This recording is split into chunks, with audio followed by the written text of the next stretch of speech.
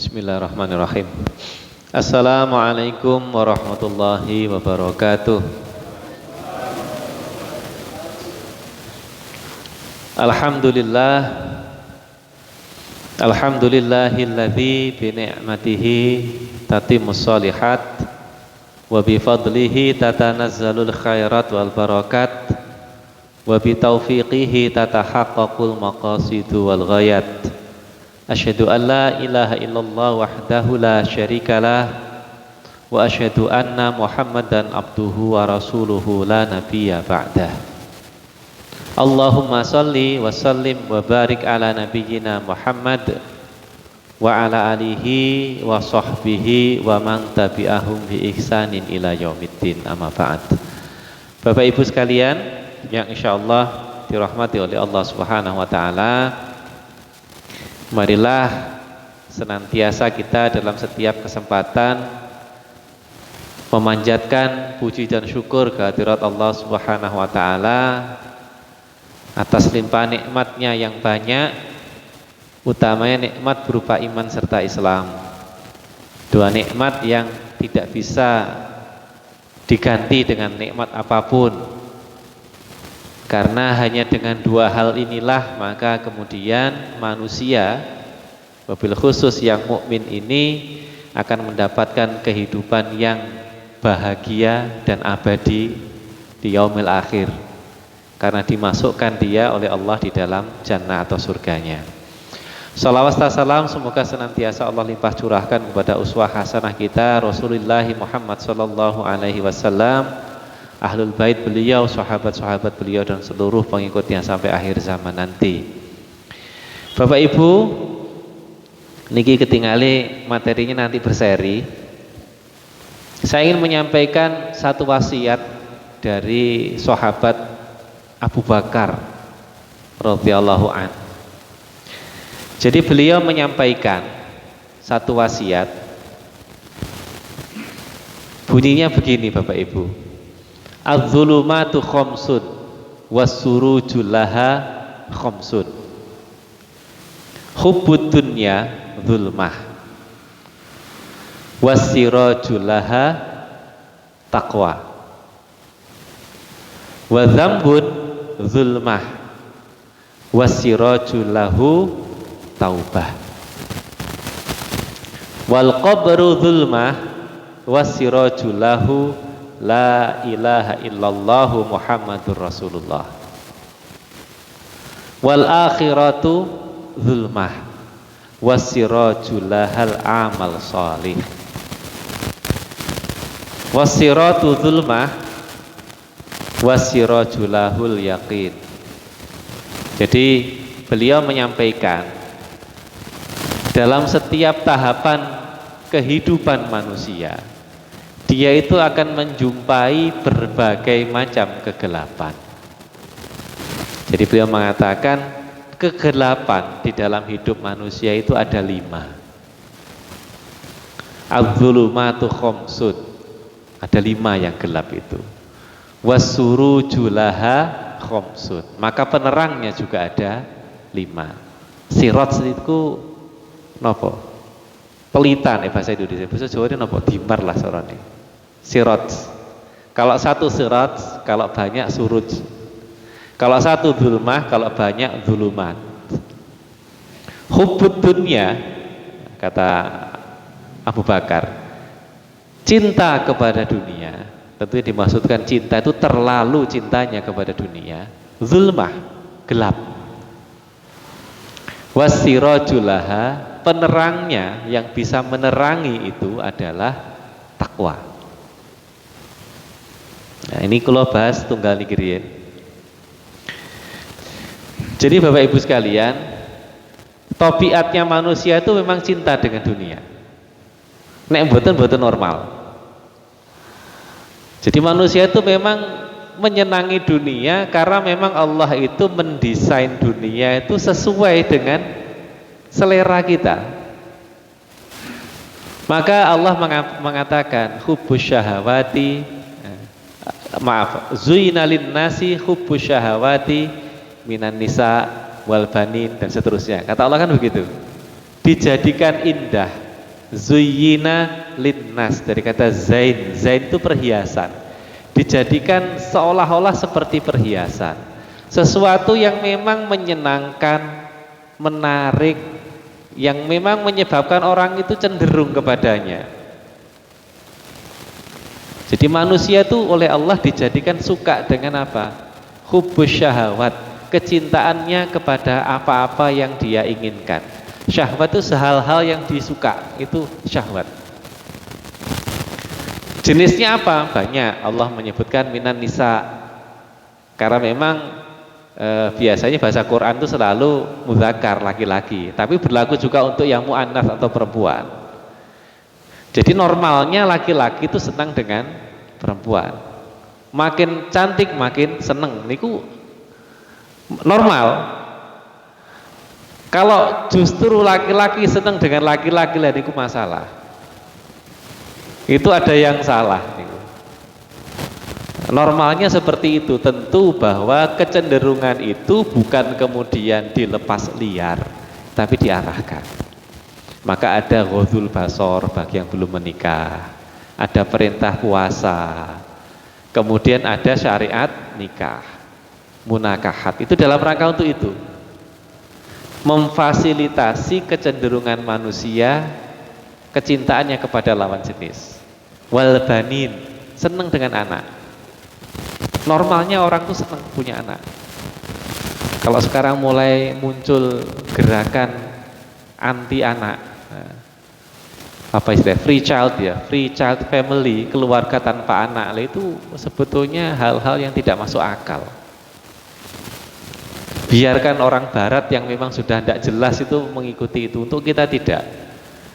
Kemudian harta yang banyak, itu kata Allah begitu, jenisnya emas, minadzhab wal fiddah, emas, perak, termasuk kuda pilihan. Kalau sekarang nggih kira-kira mobil kata. Kalau nek tiyang niku seneng mobil, seneng kendaraan itu wajar. Yang penting bahwa kemudian itu mesti ada kendali di sana. Nah, yang jadi masalah Bapak Ibu sekalian adalah ketika kecintaan itu berlebihan.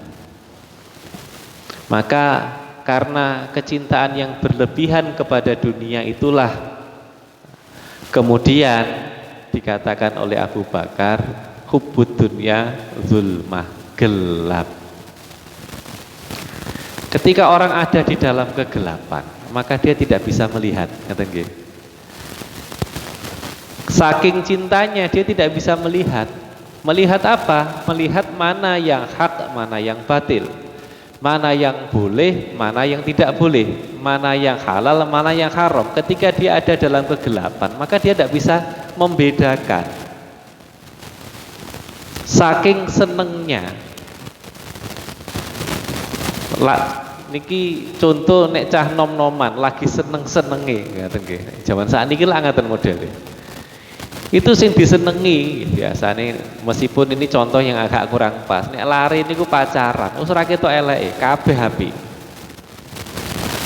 Semua hal ditempuh, bahkan hal-hal yang barangkali tidak boleh dia kerjakan.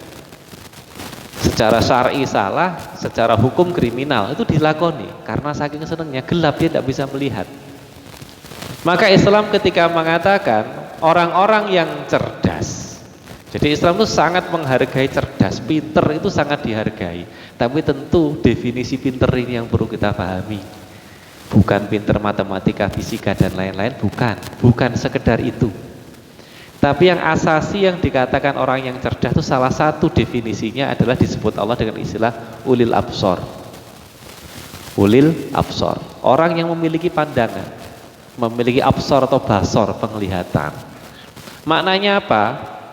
Ketika orang memelihara imannya, senantiasa mengisi akalnya dengan ilmu yang sahih, yang benar, maka dia akan mampu memandang persoalan dengan jernih, dengan benar.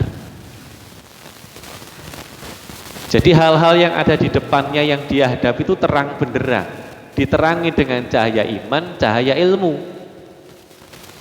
Tapi ketika orang tadi hubbud dunya, terlalu cinta dengan dunia, semua itu akan tertutupi menjadi gelap. Yang dia kejar adalah apa yang dia inginkan. Itu yang masalah. Padahal apa yang diinginkan oleh nafsu manusia tidak selalu hal yang baik.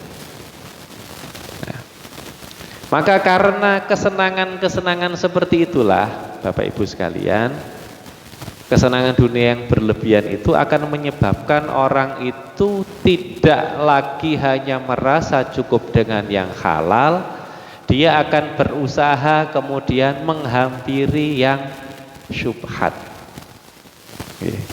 Kenapa dikatakan dunia itu gelap? Karena gini, wow, kepinginan yang berlebihan, dan itu pasti di situ ada campur tangan syaitan. Maka akan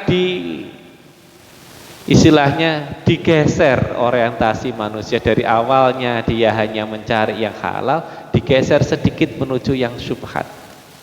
Karena syaitan itu umumnya tidak tiba-tiba mengajak maksiat. Yang dia kerjakan adalah mengaburkan, membuat kabur batasan antara yang hak dan yang batil, yang halal dan yang haram. Maka Nabi mengatakan hubbud dunya ra'su kulli khoti'atin. Cinta dunia yang berlebihan itu adalah pangkal dari segala macam kesalahan. Karena kalau sudah menuruti hawa nafsunya saja, keinginan-keinginannya harus dia penuhi, maka dia tidak akan hanya merasa cukup dengan yang halal saja. Diawali dengan mendekat kepada yang syubhat. Syubhat itu hal yang masih samar-samar, sing remeng-remeng. Halalnya belum jelas, haramnya juga belum jelas. Nanti setelah syubhat biasanya terus meningkat jadi yang makruh, makruhat. Makruh ini kenapa? Dibenci. Jadi makna makruh itu dibenci. Memang secara fikih makruh itu dikerjakan tidak apa-apa, ditinggalkan berdosa. Tapi secara bahasa makruh itu maknanya dibenci, dari kata karoha. Karoha ini geding. Nah, kalau yang makruh sudah dikerjakan, syubhat dikerjakan, khawatirnya kemudian dia terjerumuh kepada yang muharramat, yang diharamkan oleh Allah. Maka kalau sudah seperti itu, tentu yang didapatkan adalah dosa. Dan semakin orang bergelimbang dengan yang haram, dengan yang maksiat, maka semakin sulit dia lepas dari perilaku-perilaku yang buruk tadi. Makin dalam dia berada di dalam lingkungan yang gelap tadi.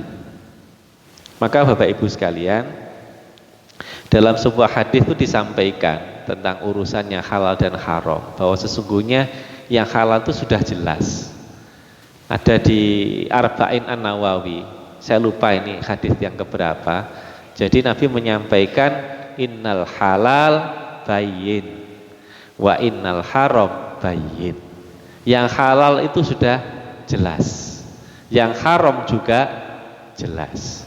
Lah niki sing masalah, ada ujiannya untuk kita, wa bainahuma mutasyabihat. Di antara dua-duanya itu ada yang masih samar-samar. Itu disebut dengan syubhat. La ya'lamuhunna katsiran minan nas. Yang mengetahui duduk perkara yang samar itu tidak banyak dari kalangannya manusia. Jadi tidak banyak manusia itu yang ngerti duduk persoalan yang syubhat ini. Maka kata Rasulullah, famanittaqash syubhat istabra'a li dinihi wa irdihi. Siapa yang bertakwa, maksudnya memelihara dirinya dari yang syubhat tadi, maka hakikatnya dia sedang menyelamatkan agama dan kehormatannya. Makanya pun remeng-remeng ra jelas. Nah, yang namanya takwa itu kan menjaga, dari kata waqa yaqi wiqayatan, membentengi, melindungi, berhati-hati. Namanya membentengi ini kula ditinggalkan saja. Kalau sudah urusannya itu ragu-ragu, samar-samar, ditinggalkan. Maka orang yang seperti itu gitu, yang orang wiroi istilahnya. Warok itu seperti itu. Duko nek warok Ponorogo riyen pripun. Warok itu maknanya itu dia berhati-hati, meninggalkan yang ragu-ragu. Nah, maka hakikatnya dia sedang menyelamatkan agama dan kehormatannya. Nah, sementara wa ma waqa'a fi syubhat waqa'a fil haram. Barang siapa yang terjerumus di dalam yang syubhat itu, maka dia berpotensi besar jatuh pada perkara yang haram. Karena di hadis itu dijelaskan berikutnya bahwa sebetulnya yang syubhat itu istilahnya seperti istilahnya zona demarkasi begitu.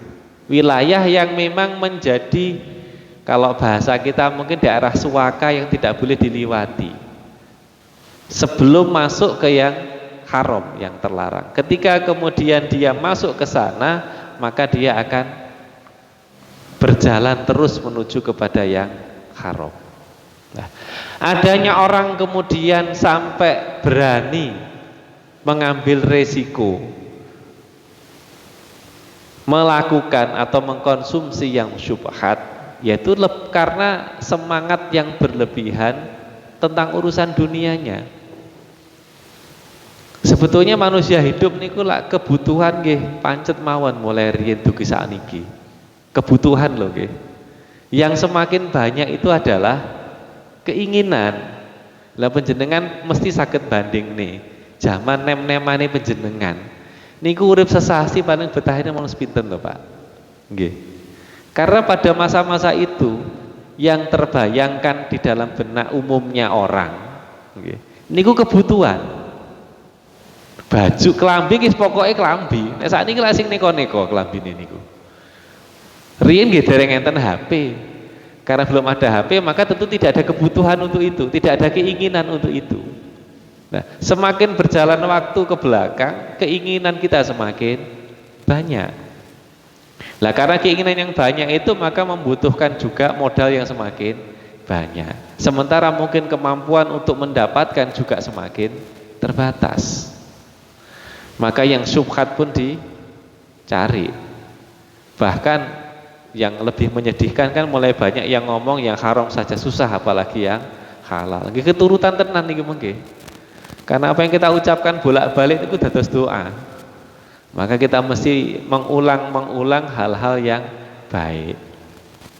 Bahwa kita setiap habis sholat itu mesti wiritan subhanallah subhanallah niku lah sebetulnya mengingatkan kita untuk senantiasa memelihara diri agar supaya senantiasa tetap suci dan bersih. Nah, Bapak Ibu sekalian, yang kemudian penting untuk kita pahami adalah sejatosipun dunia niku nopo to jane. Kita sering mengucapkan dunia. Sampai Nabi mengatakan tadi ada hubbud dunya ra'su kulli khati'atin. Jadi dunia, terlalu senang dengan dunia itu asal mula dari semua kesalahan. Sebetulnya dunia itu apa toh? Apakah seorang mukmin kemudian cocok ini rasa duwe apa-apa wae iki boten sebetulnya. Karena Nabi mengatakan nikmal malus salih lirajulis salih. Jadi harta yang paling manfaat, yang paling baik itu apabila ada di tangan orang-orang yang soleh. Berarti sugih niku sakjane nggih sae. Yang penting bagaimana cara mendapatkannya, bagaimana kemudian cara menggunakannya. Loh sahabat niku rata-rata sugih-sugih rata-rata. Umar bin Khattab niku kan jarang yang tahu, kaya raya itu. Bisnisnya properti, lahannya berhektar-hektar. Dalam di sebuah kitab disebutkan ketika meninggal, beliau itu memerintahkan anak-anaknya untuk memberi makan wong sak Madinah. Niku berhari-hari. Coba tiang mriki enten sing sanggup kayak mangan wong sak magetan seminggu ngaten mawon. Itu sak Madinah itu diberi makan. Dalam rangka memang beliau ingin membagi-bagikan hartanya, setelah tentu dibagi untuk ahli warisnya. Jadi memang harta yang baik itu di tangan orang soleh karena digunakan untuk mencegah kemungkaran, kemaksiatan. Paling boten digunakan hanya untuk yang baik-baik saja. Nah, Bapak Ibu, di surah Al-Hadid, surah yang ke-57 ayat 20, Allah menjelaskan tentang apa itu definisi dunia. Jadi Allah mengatakan, a'udzubillahi minasyaitonirrajim, i'lamu annamal hayatud dunya la'ibu wa lahwun wa zinatun wa tafakhurum bainakum wa takatsurum fil amwal wal aulad. Jadi Allah mengatakan, i'lamu, ketahuilah dengan ilmu, milikilah ilmunya, annama, bahwasanya hanya al hayatud dunya, kehidupan dunia itu. Jadi Allah itu membatasi, ketahuilah dengan ilmu bahwa dikatakan dunia itu adalah ada 5 hal kata Allah. Cuma gangsal niku mawon. Yang pertama Allah menyebutkan la'ibun. La'ib niku permainan. Nggih, permainan niku nggih dolanan. Jadi ketika kita bicara dunia tidak serta-merta hanya urusannya duit. Tapi la'ib, permainan. Hari-hari ini kan permainan macam-macam, Pak. Game, cah nom-nom ini nge-game, game online atau yang tidak online itu donya niku. Kula niku nek duit ra patek seneng, Pak. Senengan kula niku misalkan bal-balan. Niku nggih donya.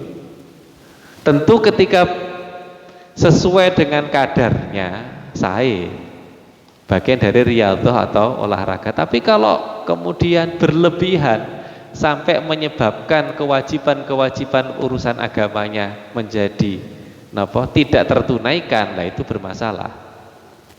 Kula niku nek duit mboten seneng, sing penting iso mancing. Misalkan.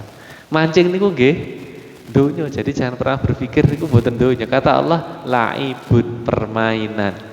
Dan kadang-kadang kalau berlebihan permainan itu bisa jatuh ke dalam yang haram. Kayak hari-hari ini kan Indonesia kan lagi darurat judi. Nah, judi niku nopo yang darurat? Kan dari permainan-permainan itu. Judi slot niku lah permainan apa sih muter-muter niku. Saya juga tidak terlalu paham niku. Belum lagi game-game macam-macam yang ada unsur perjudiannya. Karena kalau sudah urusannya judi, semua bisa jadi sarananya. Lungguh pinggir dalan delok mobil liwat niku lho itu iso nggo judi. Iku ku sing lewat plat nomor sing ngarep ganjil apa genep. Nah, iku nggo judi iso wisan. Artinya permainan itu sesungguhnya adalah bagian daripada tipu muslihatnya dunia.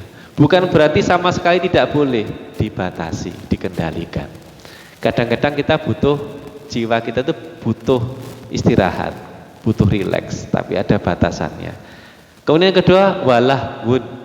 Lahwun itu maknanya sia-sia, maknanya sendaguro. Jadi nek duit ora seneng, wis ra patek butuh, sing penting iso marung gejekan karo kancane. Oh niku nggih lahwun.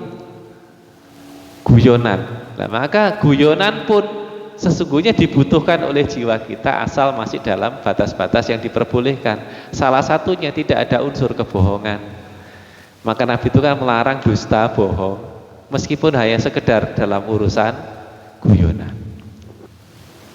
Kemudian yang ketiga, Bapak Ibu sekalian, wazinatun, perhiasan. Tentu tersangkanya tidak mesti ibu-ibu. Yang namanya zinatun itu memang secara gampangnya niku nggih gelang, kalung, anting dan seterusnya. Tapi bapak-bapak juga bisa terkena niki nopo zinatun niku. Hobi modif sepeda motor. Niku zinatun, dandani sepeda motor. Enten mboten Pak, sepeda motor iki tuku second 5 juta. Leh dandani entek 20 juta. Enten mboten niku? Enten. Apakah tidak boleh? Ya boleh saja, selama tidak menyebabkan kewajiban-kewajibannya terbengkelai. monggo, tidak ada masalah. Yang tidak boleh itu kan terlalu berlebihan di dalam urusan-urusan dunia. Wazinatun, dandani mobil, dandani sepeda motor, sepeda, mungkin nopo taman di rumah, macam-macam. Wazinatun, hobi-hobi ini gue nek ibarat kata. Riyen kan sampai luar biasa nih sing. Zaman nopo niku? Nopo kembang nopo niku sing. Gelombang cinta, lingan kula akhirnya. Wah, niku luar biasa niku. Nggih Pak nggih. Nggih niku tidak hanya terbatas orang-orang awam. Sing ahli masjid barang wis kedaran gelombang cinta zaman semanten. Sampai muncul guyonan, wedhus mangan sapi barang niku. Laleh tumbas napa? Kembang niku regane sami kalih sapi terus godhong dipangan wedhus dan napa wedhus pangan sapi kan niku jenenge. Nah, itu berlebihan dalam urusan-urusan seperti itu. Wazinatun wa tafakhurum bainakum, saling berbangga dengan sesama kalian. Jadi fakhri niku maknane mulya, Pak. Menyombongkan diri atau urusan mulia. Jadi saling bersaing urusan salah satunya kemuliaan nasab, saingan. Jadi ngendelke nasab atau keturunan. Atau mungkin berbangga-bangga dengan kelompokku ini lebih begini. Membanggakan mungkin profesinya, membanggakan asal daerah, atau mungkin penampilan fisik dan seterusnya. Maka banyak orang kemudian sibuk dengan urusan-urusan begitu, bikin kelompok-kelompok napa niku asal daerah. Tidak ada yang salah dengan itu. Yang jadi salah ketika kemudian memunculkan fanatisme di dalam kelompok-kelompok itu, kemudian melakukan aktivitas-aktivitas yang justru akan merugikan urusan agamanya. Tidak ada yang salah sesungguhnya, tapi itu ada potensi bermasalah ketika tidak dikendalikan. Dan yang terakhir, watakatsurum bil amwal, bermegah-megah, numpuk-numpuk bondo lah. Ini semua sepakat ini mesti dunia urusannya. Dan memang sampai zaman akhir urusan yang seperti ini tidak akan pernah habis, tidak akan pernah selesai. Watakatsurum bil amwal wal banin, dan juga anak. Lah anak niki kalau zaman dahulu ya anak secara biologis, nek sakniki mestine pun boten. Riyen kan biasa orang tua anaknya 10, kan biasa. 8, nek sakniki nggih pun luar biasa sakniki. Wong siji ae padha ra gelem tambah kan sakniki niku. Padahal Kanjeng Nabi pun sanjang. Jadi aku itu nanti akan membanggakan banyaknya umatku kan ngoten. Tapi hari-hari ini yang dikatakan anak tidak mesti anak biologis, termasuk anak buah. Nah ini kadang-kadang yang kemudian memunculkan masalah dalam rangka menjaga supaya anak buahnya tetap banyak, sehingga dengan jumlah yang banyak tadi kemudian dia bisa membanggakan bahkan mendapatkan kepentingan dunianya yang lain. Nah, maka muncullah permasalahan-permasalahan, saling fitnah, adu namimah, adu domba dan seterusnya, gara-gara khawatir bahwa anak buahnya pindah ke tim sebelah. Hari-hari ini kan banyak seperti itu. Ini kundonya Pak. Mungkin tidak mau uangnya, beliau hidupnya sederhana. Tetapi ketika sudah muncul perilaku tadi yang su'ul adab atau su'ul akhlak dalam rangka untuk memelihara agar supaya anggota kelompoknya tidak berkurang, syukur-syukur bertambah dengan menjelek-jelekkan sesama muslim dan seterusnya, maka sesungguhnya dia sudah terjerumus ke dalam gelapnya dunia. Meskipun barangkali perkumpulan ini jenenge majelis taklim kelompok pengajian ini dan itu, organisasi Islam yang ini dan itu, macam-macam. Maka Bapak Ibu sekalian, disitulah memang menunjukkan betapa pentingnya kemudian urusan takwa dan hanya dengan takwalah urusan dunia itu menjadi terang benderang. Takwa. Karena saya sering menyampaikan Bapak Ibu sekalian, takwa itu dari kata waqayaqi wiqayatan, yang berarti melindungi diri, membentengi diri. Dimulainya dari mana? Ya tentu dari diri sendiri. Jadi takwa itu kalau dari sisi huruf, itu dari huruf qaf. Maka di sebuah ayat, saya lupa, At-Tahrim kok tidak salah, Allah mengatakan qu anfusakum, jagalah dirimu. Jadi qu sini makna takwa, Pak. Jagalah dirimu, tentu dengan perbuatan-perbuatan takwa, wa ahlikum, dan juga keluargamu, naro, dari api neraka. Nah, caranya bagaimana? Ya seperti dialog antara Umar bin Khattab dengan sahabat Ubay bin Ka'ab. Saya sering menyampaikan hadis ini. Jadi bahwa Umar satu ketika bertanya kepada Ubay tentang masalah takwa. Maka tidak segera dijawab, tapi malah Ubay bin Ka'ab itu balik bertanya, apakah engkau pernah lewat jalan yang banyak duri? Terus apa yang kamu kerjakan? Maka dijawab oleh Umar, kalau aku lewat jalan yang banyak duri, maka aku akan berjalan dengan berhati-hati supaya tidak menginjak atau tergores dengan duri. Maka jawab Ubay bin Ka'ab, itulah takwa. Dan dunia itu penuh duri-duri seperti itu. Maka kehati-hatian kita sehingga tidak tertusuk atau menginjak duri, itulah takwa. Tentu tidak cukup hanya berhati-hati. Orang bisa berhati-hati ketika dia memahami, mengetahui ancaman dan keadaan lingkungannya, kan kata. Dari mana dia bisa mengetahui? Ya cuma satu caranya, miliki ilmunya. Maka tolabul ilmi niku fardhatun ala kulli muslim. Menuntut ilmu itu wajib bagi setiap muslim. Supaya dia memiliki pemahaman, pengetahuan, bisa mengenali keadaan sekitarnya. Jadi wong pinter ya tadi, ulil absor, ilmunya banyak, dan ilmu yang dia miliki itu memberi manfaat dalam bentuk apa? Dalam bentuk kemampuannya mengenali. Setelah dia kenali, dia bisa tinggalkan madorot-madorot atau hal-hal yang bisa membahayakan kehidupan akhiratnya. Itu orang cerdas, dan itu hanya bisa didapatkan dengan ilmu. Nek mboten gada ilmu nih, ri niku kados napa kan tidak, Pak. Bayi cilik niku dereng gada ilmu, diculke cedhake barongan babak bundas niku Pak bar niku. Karena dia tidak bisa mengenali. Matanya melihat tapi dia tidak, sama seperti manusia. Dia melihat bentuk barangnya, melihat perbuatannya, tapi dia tidak mengenali apakah barang dan perbuatan ini memiliki berpotensi madharat terhadap kehidupan akhiratnya. Kalau dia tidak kenal, ya dia akan dikerjakan. Tapi berilmu saja tidak cukup, harus kemudian dilandasi dengan iman. Setelah kenal, maka dia mau kemudian mampu meninggalkan yang maksiat tadi.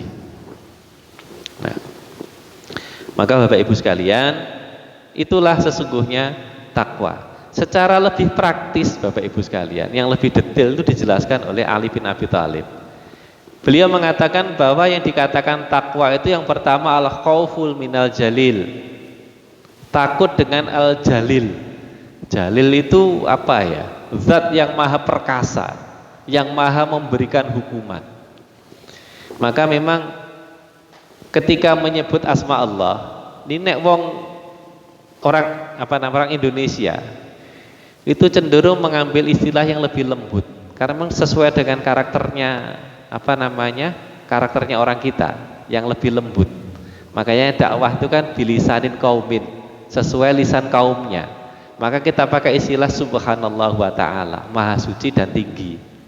Tapi nek wong Arab gak cukup, Pak, kurang. Maka disebut azza wa jal atau jalla wa azza. Jalil itu maknanya maha mampu memberi hukuman. kuat, perkasa. Aziz maknanya perkasa. Lah wong Arab ini gak kereng ngono kira-kira ora manut kira-kira. Maka tidak ada yang salah jenengan mau nyebut subhanallah wa ta'ala atau azza wa jal. Tapi nek karaktere wong Jawa tur luwih cocok subhanallah wa ta'ala. Pilihannya itu karena barangkali lebih melihat bagaimana karakter masyarakat. Tapi tidak ada yang salah dengan semua itu karena semuanya adalah Asmaul Husna. Kalau langsung jadi takut dengan Al-Jalil yaitu Allah. Maka mampunya seseorang untuk berhati-hati memelihara dirinya dari kemaksiatan karena dia takut kepada Allah, karena Allah senantiasa mengawasi dia, karena Allah begitu teliti dan mencatat apa yang kita kerjakan. Sebagai ilustrasi, hari-hari ini tuh menapa istilahnya, catatannya manusia saja sudah sedemikian. Ada istilahnya jejak digital gitu. Apa yang kita tulis itu kan tidak hilang. Niku nembe catatane menungso niku Bapak Ibu sekalian.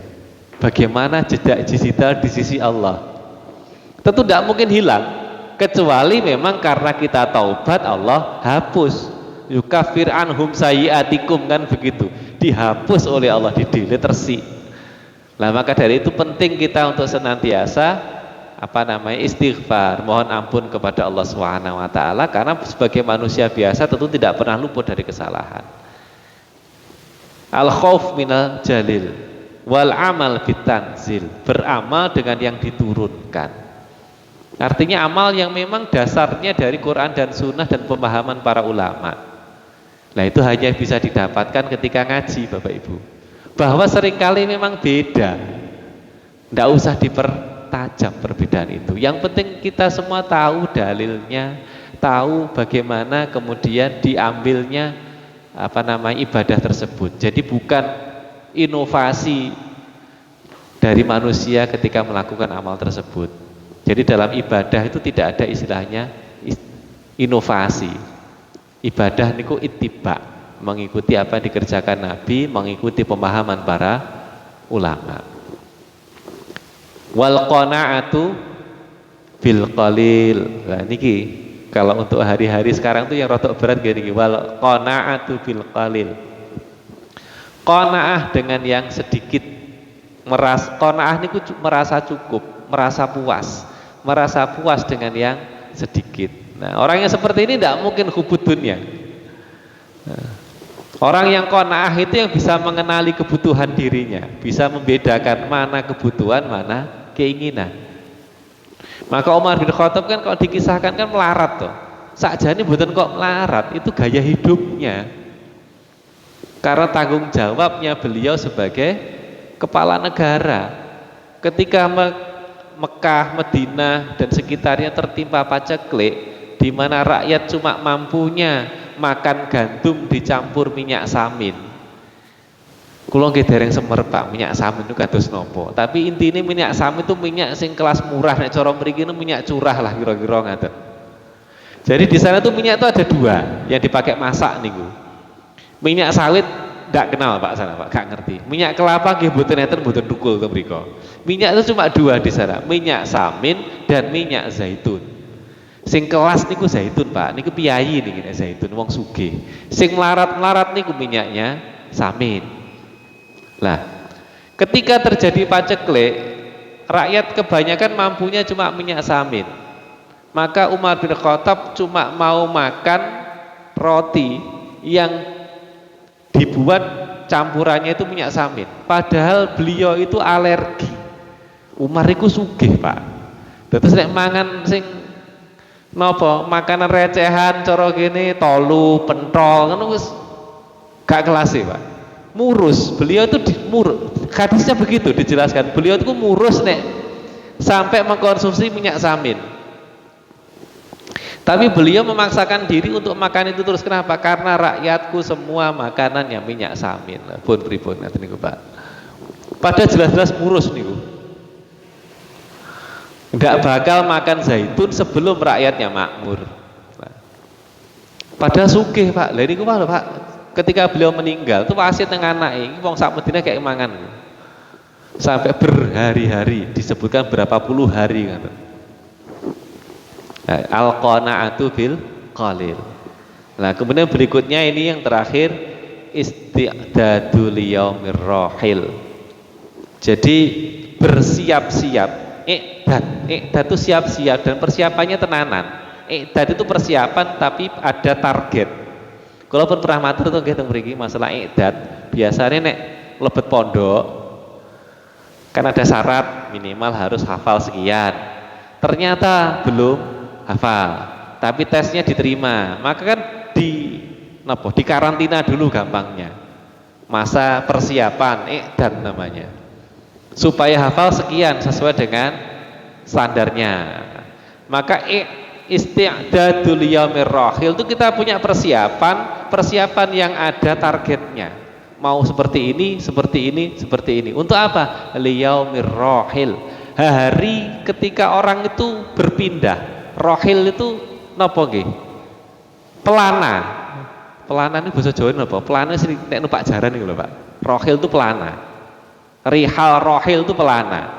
Nah itu biasanya memang kata-kata rihal rohil itu berkaitan dengan orang yang hendak melakukan perjalanan. Nah, termasuk perjalanan yang diperintahkan Nabi, kata Nabi la isdadur dikata la isdadur rihal illa masjidil haram, masjid Nabawi, masjidil Aqsa. Jadi Nabi itu mengatakan tidak dianjurkan mengencangkan pelana, maksudnya bepergian. Tidak dianjurkan untuk bersusah payah bepergian. Ngoyo anggenipun lunga, kecuali menuju ke 3 tempat. Masjidil Haram, Masjid Nabawi, Masjidil Aqsa. Nah, maka perang Palestina niku awake dhewe ya duwe andil sakjane. Ya setengah ya ana dosane sithik mbok menawi. Kenapa? Banyak diantara ini khususnya sing sugih lho Pak nggih, sing sugih niki. Nek sing ora patek sugih mboten masuk mesine niki. Soale lunga ngaten iki butuh ragat. Betapa banyak orang-orang di sekitar kita umroh bolak-balik nggih. Nek perlu haji mboten namung pindah. Bolak-balik. Tapi dereng pernah mampir ke Masjidil Aqsa. Nah, kok lama sebagian mengatakan begini, Nabi itu mengatakan tadi disuruh pergi dengan memaksakan diri, berarti kan ngoyo ya rotok mungkin utang-utang sidik ngaten kira-kira itu menuju ke 3 tempat, Masjidil Haram, Masjidil Aqsa, Masjidil Nabawi, Masjidil Aqsa. Jadi niatnya ke sana itu bukan cuma semata ibadah atau ziarah, tapi mengikuti perintah Nabi. Jangan bayangkan kalau orang Indonesia sekian banyak sing kulino umroh nih lho Pak, terus nambahi perjalanannya bar saking Arab mampir ke Palestina. Wih kira-kira nih Yahudi ngejak perang ya mikir kok. Terus yang dugi misalkan seperti orang umroh Pak, setiap harinya ada ratusan ribu atau bahkan juta orang yang berkumpul di Masjidil Aqsa. Wih arep ngejak perang ya mikir kok mesti ya. Karena begitu perang itu mesti dikepung wong negara Islam semua. Lagi musuh Yaman Siti, Iran Siti wis lenger lho niku. Yahudi niku. Ya artinya Bapak Ibu sekalian, sabda Nabi itu mesti benar.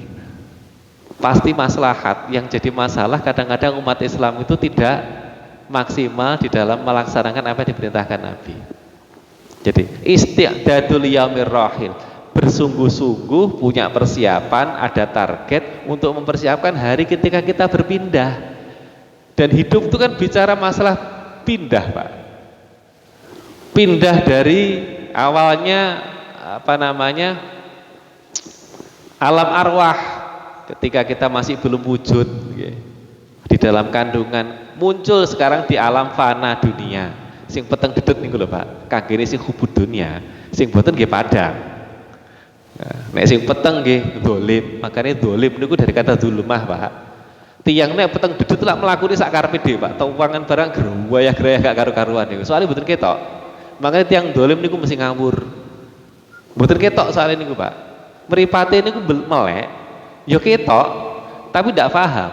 Itu kata Allah, khatamallahu ala qulubihim wa ala sam'ihim wa ala absarihim. Hatinya tertutup, kupingnya tertutup, matanya tertutup, ndak bisa melihat kebenaran. cuma nuruti hawa nafsu. Setelah dari alam fana dunia, geser tuh kalau jenengan. Kenapa? Alam barzakh, alam kubur. Setelah itu geser lagi alam akhirat, yaumil akhir. Nah, semua itu mesti dipersiapkan Bapak Ibu sekalian. Karena apa? Karena dunia itu sesungguhnya adalah tempat bagi kita untuk mengumpulkan bekal. Di mana bekal yang kita kumpulkan nanti besok insya Allah akan menentukan bagaimana keadaan kita kelak di yaumil akhir ketika menghadap Allah Subhanahu wa taala.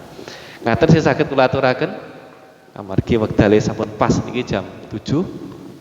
Ada kurang lebihnya saya mohon maaf, semoga memberikan manfaat untuk kita semua. Saya akhiri, assalamualaikum warahmatullahi wabarakatuh.